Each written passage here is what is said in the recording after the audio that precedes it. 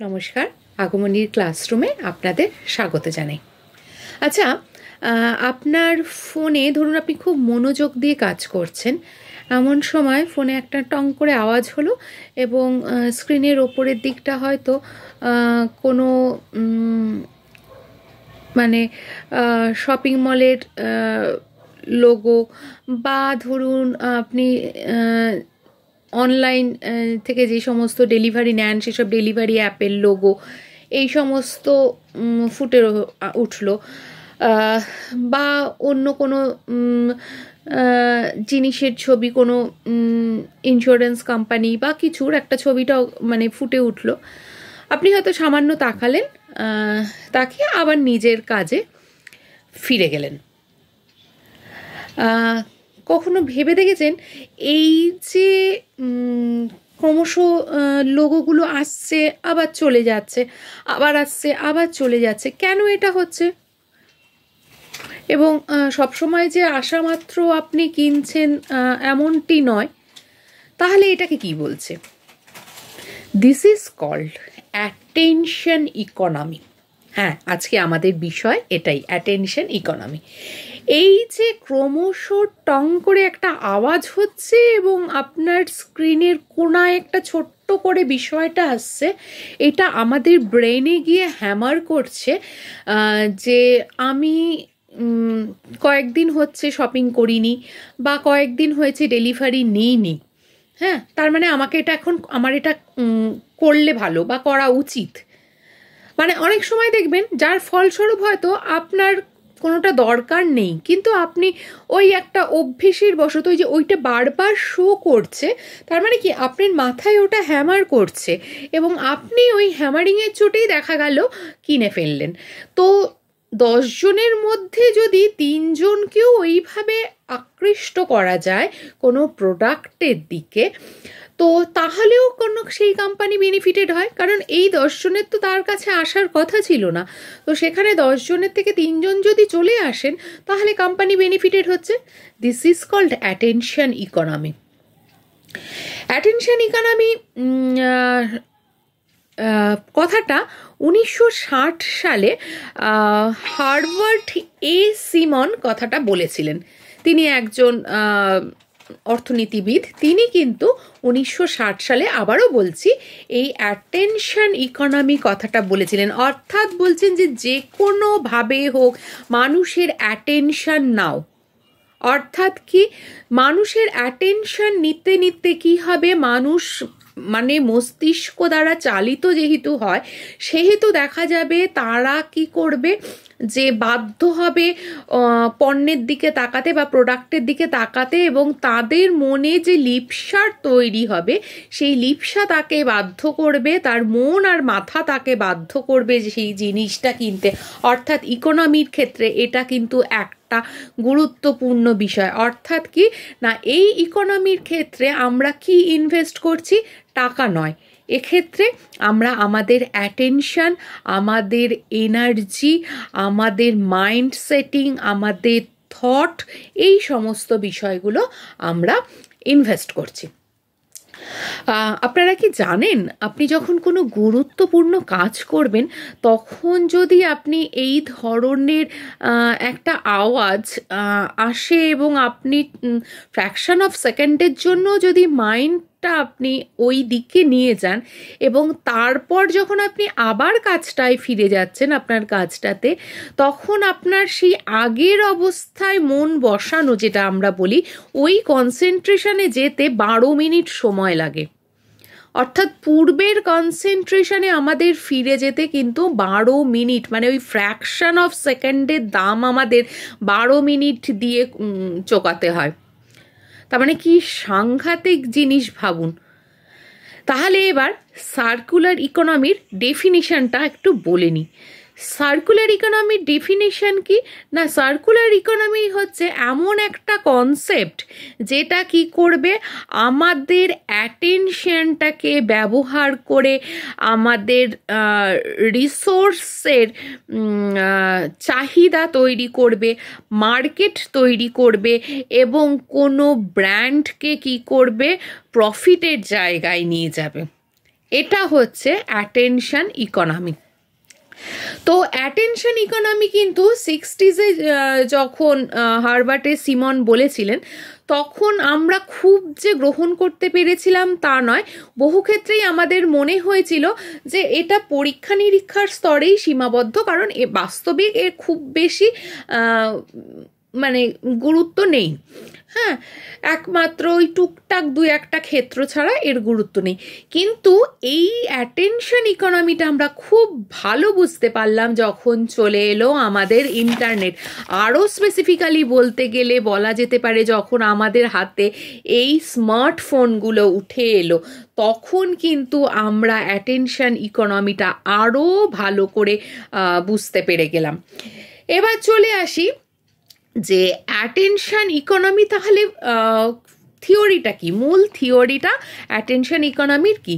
সেক্ষেত্রে কি বলা হচ্ছে না, যে সমস্ত ধনী ওয়ার্ল্ড আছে, অর্থাৎ আমাদের তো আমরা যেমন থার্ড ওয়ার্ল্ড কান্ট্রি, অর্থাৎ তৃতীয় বিশ্বের দেশ, আমরা ভীষণ গরিব দেশ। যেগুলো ফার্স্ট ওয়ার্ল্ড কান্ট্রি অর্থাৎ ডেভেলপড কান্ট্রি, সেগুলো কি করছে, তাদের হাতে অনেক টাকা। এবার সেই টাকাগুলো তাদের থেকে কি করে বার করা হবে, এই অ্যাটেনশন ইকোনমিটা কিন্তু আমাদের মতো ডেভেলপিং কান্ট্রিদের কথা ভেবে করা মানে আসেনি। বিষয়টা, কনসেপ্টটা এসেছেই ডেভেলপড কান্ট্রি থেকে, কিন্তু এখন আমরাও এই অ্যাটেনশন ইকোনমির আন্ডারে পড়ি, কারণ আমাদের মধ্যেও কিন্তু এই বিষয়গুলো আস্তে আস্তে, কারণ পাশ্চাত্যের সমস্ত কিছুই কিন্তু আমাদের মধ্যে আস্তে আস্তে করে ঢুকে যাচ্ছে।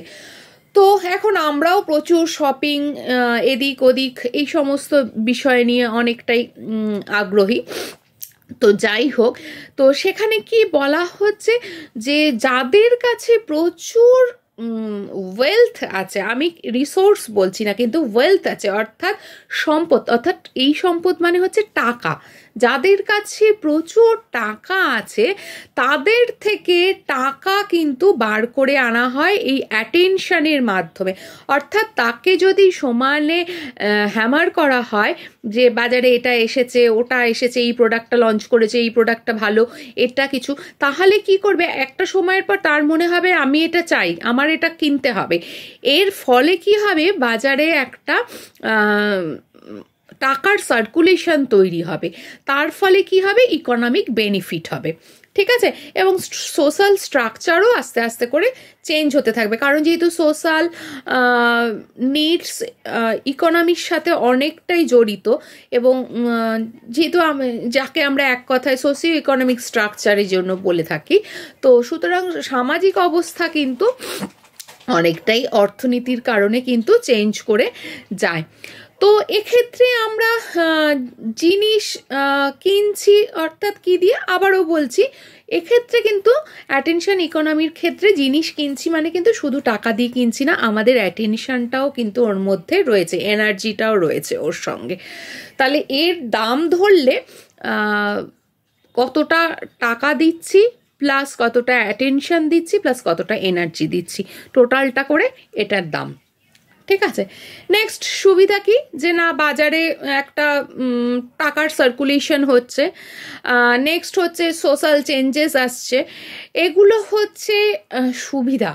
অসুবিধা কি, অসুবিধা যেটা সবচেয়ে, যে কোনো কাজে আমাদের মনোযোগ থাকছে না, আমাদের স্থিরতা থাকছে না, আমরা সব সময় ওই আওয়াজটা আমাদের কন্টিনিউয়াসলি ডিস্টারবেন্স তৈরি করে যাচ্ছে, যেটা আমরা বুঝতেও পারছি না আমাদের কতটা সাইলেন্টলি ক্ষতি করে চলেছে।